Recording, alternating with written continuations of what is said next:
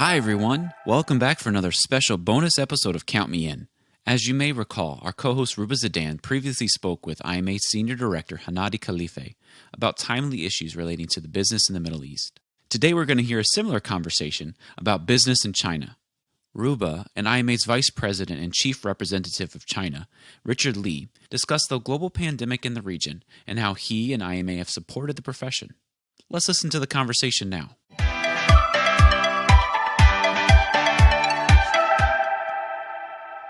So good morning, everyone, and I am joined by my colleague Richard Li from China, and we're going to be talking all things China, all things COVID, and the impact on their business in that area.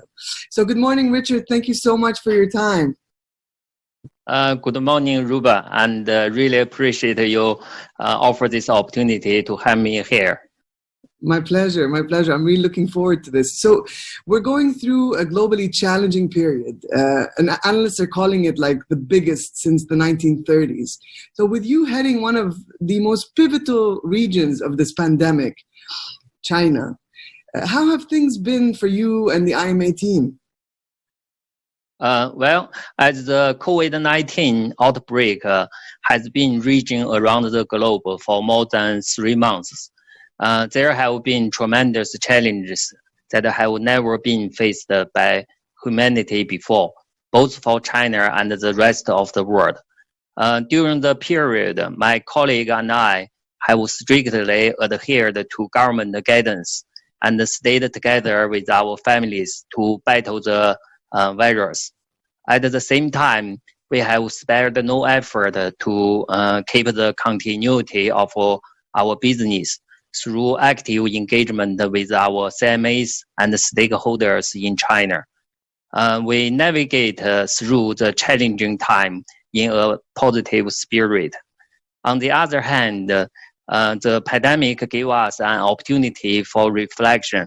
I like to quote one of China's famous television producer as saying that pain itself is just pain, but the pain with reflection is the real wealth of our life.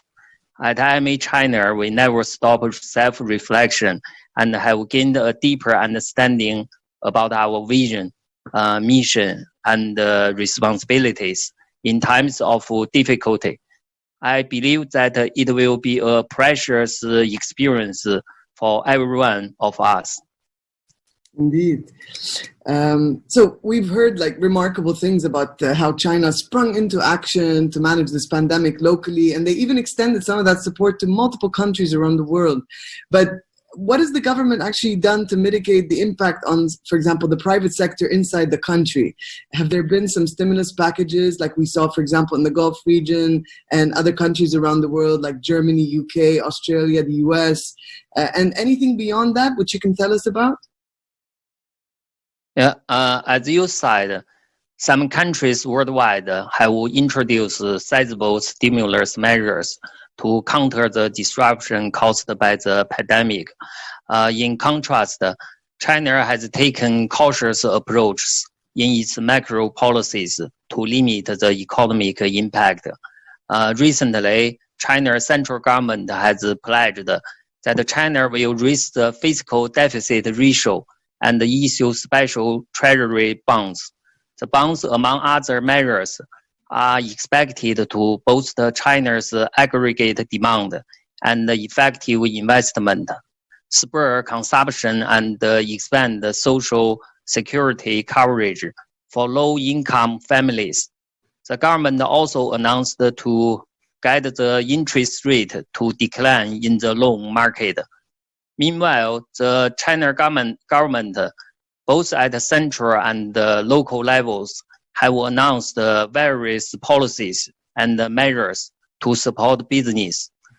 For example, the State Administration of Taxation and the Ministry of Finance have introduced a set of tax relief and exemption policies, as well as financial support measures to enterprises.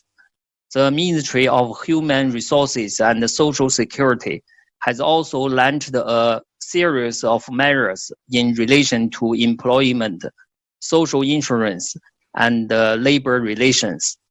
With China's exports disrupted by the pandemic, the government is focusing on consumption and investment to revive economic growth. There have been signs recently that the government will unveil more policy responses to tackle the crisis. Amazing initiatives. It's wonderful. It's very promising. So as a leader in the first region that was hit by COVID-19, I mean, there was still no precedent of best practices globally. We basically didn't even know that we were actually dealing with a pandemic in the first place. So how did you balance the human versus business priorities? And what were some of your guiding principles at that time? And what were some of the immediate actions that you took on behalf of IMA in your region? From the first moment of the pandemic outbreak, IMA is monitoring the situation closely and has been working hard to fulfill our social responsibilities. Shortly after the outbreak, we have donated renminbi 500,000 in cash to Hubei province, where was the hardest hit by COVID-19, through the Provincial Department of Finance. In addition, we put the top priority to ensure the safety and the health of our candidates, examiners, and staffs. We have cancelled the CMA English exam in February and postponed the April Chinese language CMA exam to July. Candidates can reschedule or cancel their exams without any cost. They have also been allowed to submit all required documents electronically. Our China staffs in Beijing, Shanghai, Shenzhen, and Chengdu has been working from home all the time to keep on our business.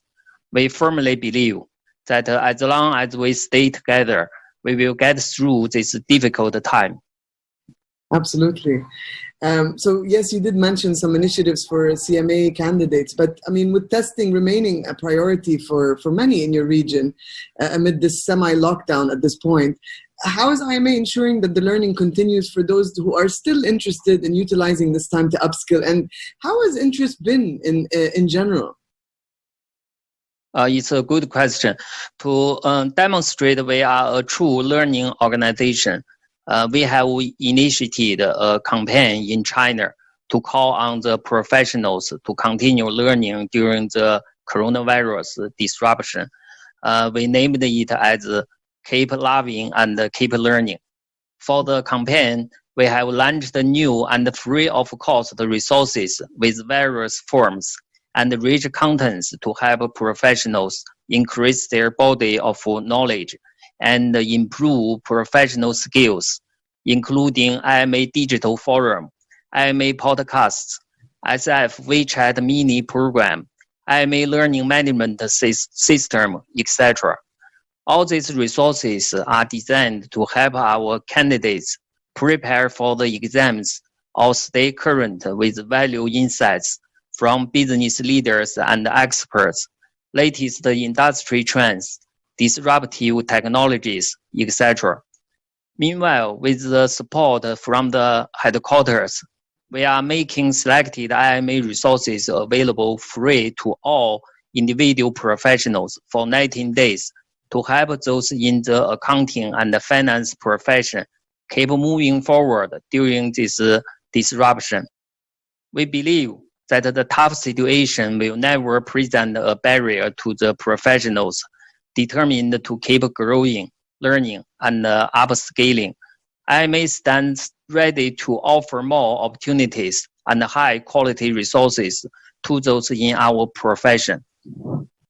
You're right. There are no barriers for those who seek learning. Yeah. So you being the first to be hit as China, you were also one of the first regions to actually come out of it and show some signs of hope to the rest of the planet, that there is light at the end of the tunnel. How would you say IMA is recovering at this point? And just how is business in general for you? Yeah, overall, I'm quite optimistic on the recovery of IMA business. In fact, our development has remained on the right track, even in the worst time of the pandemic in China. In addition, the progress I just mentioned, we have been working with our partners to step up the pace of our growth in China. For example, we have completed a joint research with the Shanghai National Accounting Institute based on more than 1,000 questionnaires collected in the shortest time after the outbreak. The survey focused on challenges and responses to Chinese enterprises and the impact of COVID-19, which shared insights from senior professionals on operational difficulties, employee management, social responsibilities with effective approaches and responses. Through partnering with Ping An Group and Xiamen National Accounting Institute, we have set up a joint research topic and will carry out a solid research project. We have also reached agreements with China Chamber of International Commerce, Beijing National Accounting Institute, and Shanghai International Studies University. We will work with them to help business innovation in finance management and develop international talents in management accounting. IMA has always been committed to provide a forum for research, education, knowledge sharing, and the advocacy of the highest ethical and best practice in management accounting and finance. As the pandemic continues, IMA has maintained close communication with government departments, industry associations, corporates, and academic institutions, and achieved encouraging results. Going forward, IMA will continue to expand its investment in China and stay committed to the career advancement for professionals and value creation for organizations. You have been keeping busy, very busy. So that's amazing to watch. I I must tell you, having spoken to several people around the world from our IMA team, everyone is really making use of this time and being active in the conversation. It's just wonderful to see that, rolled out consistently around the world. And we've been having these town halls with the entire team on calls, virtual calls. These town halls are something that I look forward to these days. And our president and CEO Jeff Thompson always has some very inspirational words to share with everybody. But one of the key ones for me is that he said that it is imperative that we come out of this crisis stronger than we were before it. So what are some of the lessons that you think you've gained from this unprecedented period of our modern lives? Well, I think this is a big question. I totally agree with what Jeff said and firmly believe that we will come out of this crisis more resilient than before. We have all gained a deeper understanding about responsibilities, compassion, and kindness. For both countries and individuals, a heavy price has been paid to tackle this crisis. Personally, I believe that reflection on family and life by individuals, on management by organizations, on socio-economic development by governments, and on nature by humanity should be cherished and valued to build a better world. Yeah, I can't agree more. The human element did come out for everyone, and me as well. Having gone through this, and obviously you're still going through it, but what advice do you have for leaders who are going through it, maybe in the earlier stages that you've already gone through, and they're facing the same challenges that you went through at the time? I just talk about some of my thoughts from the perspective of values. I also like to share some suggestions on operation level. To deal with the challenges, we need to put in place an emergency decision-making mechanism in a timely manner, assess risks and develop corresponding plans and personnel arrangements. We need to pay close attention to government policies to ensure legal and compliant practice for organizational management and have a correct understanding and interpretation of important policies, such as the tax and fees reduction, subsidy for enterprises, social securities, etc. We need to establish a more flexible and agile business management mechanism and corporate culture to develop an ability to align strategic plans and arrangements in a timely manner for emergencies. We need to establish a positive and transparent communication mechanism for employees, partners, and end customers to prevent negative public opinion. Last but not least, we need to encourage digital and remote work as well as online operations. To some extent, the pandemic has played a role to speed up the transition of digitalization and the implementation of internet technology, which is the future of business operations. This has been Count Me In, IMA's podcast, providing you with the latest perspectives of thought leaders from the accounting and finance profession. If you like what you heard and you'd like to be counted in for more relevant accounting and finance education, visit IMA's website at www.imanet.org.